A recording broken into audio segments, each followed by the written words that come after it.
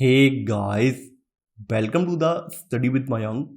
मैं हूं आपका मयंक। हम लोगों की यहाँ पर पीसीएस स्पेशल डेली जीके की सीरीज चल रही है। आज आपकी तारीख है 14 अगस्त।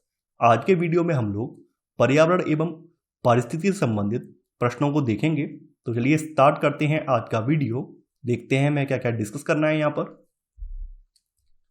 आज का पहला प्रश्न है, भारत का पहला हवाई सीडिंग अभियान जिसे तेलंगाना में शुरू किया गया था का नाम है आकाश अंकुर, हरा भरा, हरियाली भूमि, वायु वड़कलम।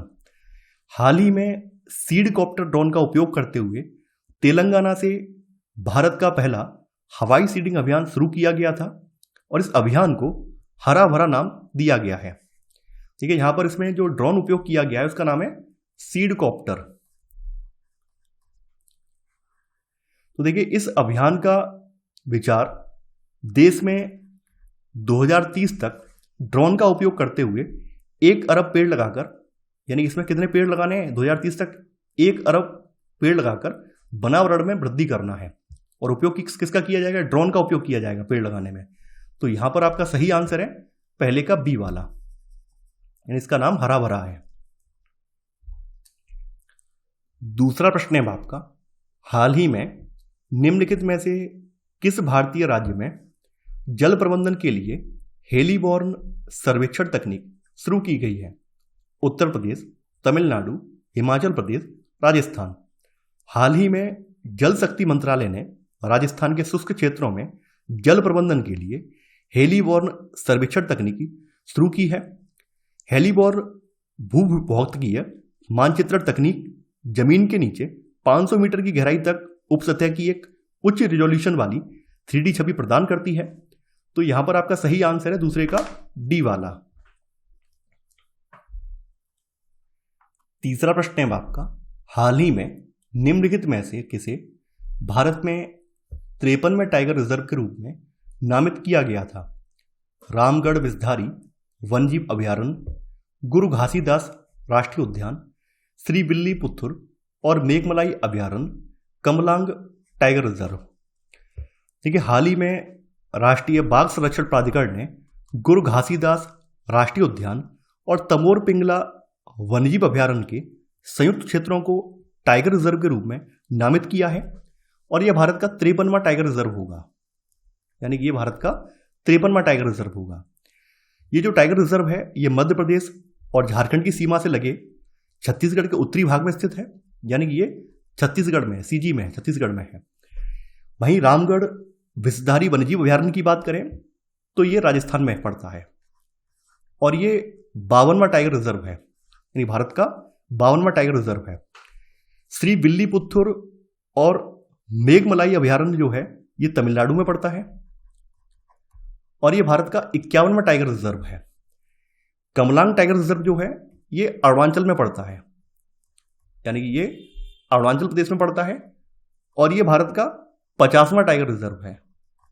तो यहां पर आपका सही आंसर है तीसरे का बी वाला।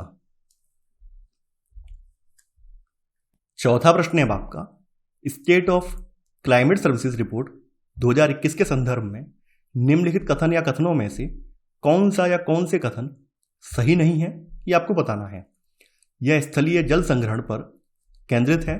भारत में जनसंख्या में वृद्धि के कारण प्रति व्यक्ति जल उपलब्धता घट रही है।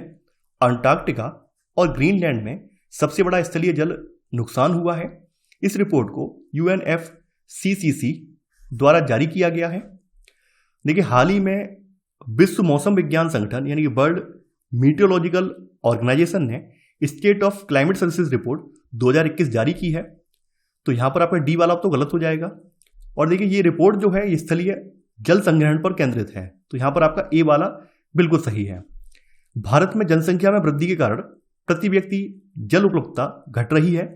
औसत वार्षिक प्रति व्यक्ति जल की उपलब्धता वर्ष 2011 में घटकर, यानी वर्ष 2011 में हमारे यहाँ कितनी औसत जल उपलब्धता थी? 2011 में प्रति व्यक्ति उपलब्धता 1545 क्यूबिक मीटर थी और ये 2001 में कितनी थी? 2001 में जो थी ये 2001 में 1810 क्यूबिक मीटर थी। यानी आप समझ सकते हैं कि 2001 से 2011 में ये 1545 क्यूबिक मीटर ही रह गई। तो यहां पर आपका बी वाला कथन बिल्कुल सही है कि भारत में जनसंख्या वृद्धि के कारण प्रति व्यक्ति जल उपलब्धता घट रही है। यहां पर आपका सी वाला भी सही है, अंटार्कटिका और ग्रीनलैंड में सबसे बड़ा स्थलीय जल नुकसान हुआ है। तो देखिए यहां पर गलत वाला आंसर है वो है डी वाला, चौथे का डी। पांचवा प्रश्न है आपका, गिलोय या गुडुचि टीनोस्पोरा कॉर्डिफोलिया के संदर्भ में निम्नलिखित कथन या कथनों में से कौन सा सही नहीं है, ये आपको बताना है। आयुष मंत्रालय ने इसे उपयोग के लिए सुरक्षित घोषित किया है। इसमें हेप्टोप्रोटेक्टिव गुण है। यह भारत का देशीय पौधा नहीं है, यह एक बेल है जो अन्य पेड़ों पर उगती है। आयुष मंत्रालय के अनुसार गिलोय या गुडुचि, जिसे लोकप्रिय तौर पर जड़ी बूटी के रूप में जाना जाता है, इसका उपभोग करना सुरक्षित है। तो यहां पर आपका ए वाला कथन बिल्कुल सही है। देखिए गुडुचि के हेप्टोप्रोटेक्टिव गुणों और चिकित्सीय अनुप्रयोगों के लिए यह जाना जाता है। हेप्टोप्रोटेक्शन या एंटी हेप्टोटॉक्सिसिटी एक रासायनिक पदार्थ का गुण है जो यकृत को लीवर को नुकसान से बचाता है।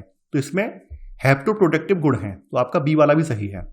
यहां पर आपका सी वाला जो है गलत है। देखिए गिलोय जो है, गिलोय की अगर हम बात करें तो यहां पे कहा गया है कि भारत का देसी पौधा नहीं है।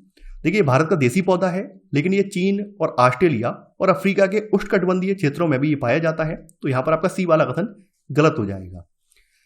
जो आपका गिलोय है, तो गिलोय एक बेल है जो अन्य पेड़ों पर उगती है और यह वानस्पतिक वंश मेनिर स्पर्मैकई से है।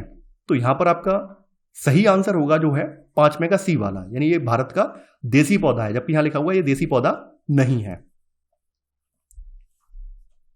छठवां प्रश्न है आपका, इकोलॉजिकल थ्रेट रिपोर्ट 2021 के संदर्भ में निम्नलिखित कथनों पर विचार कीजिए।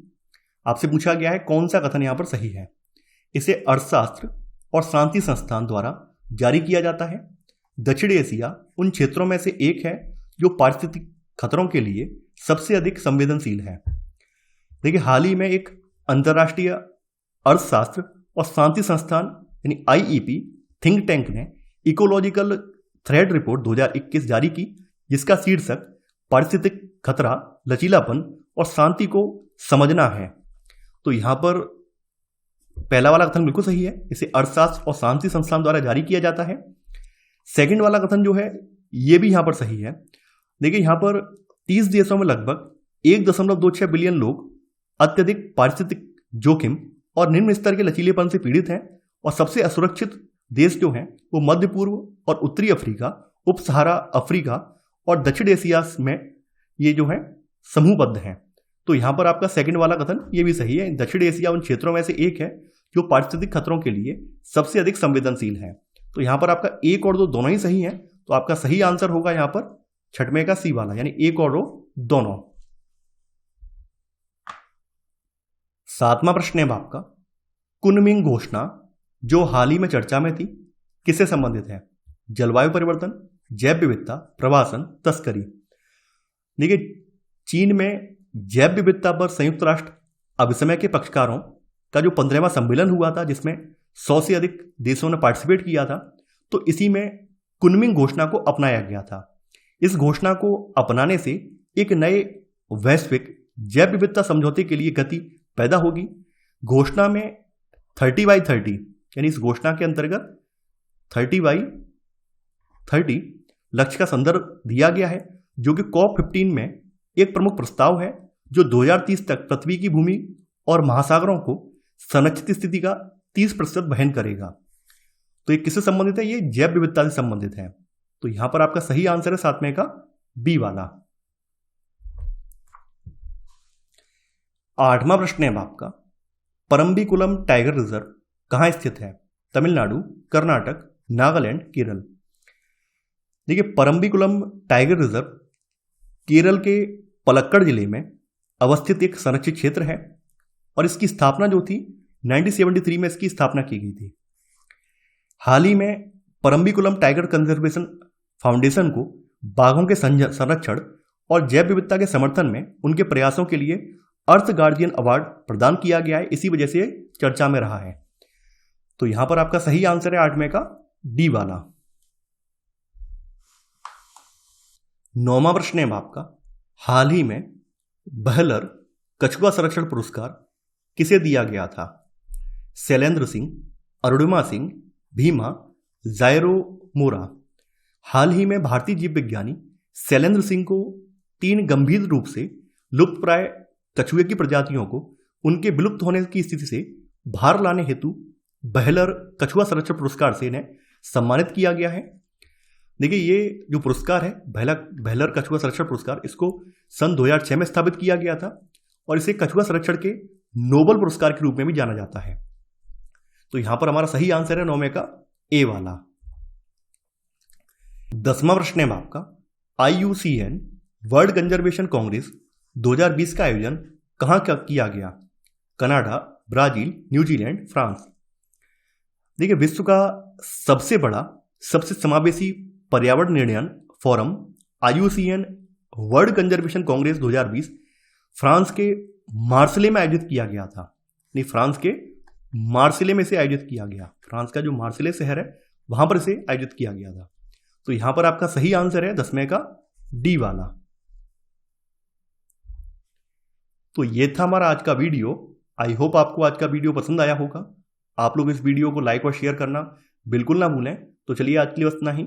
Thanks for watching. जय हिंद।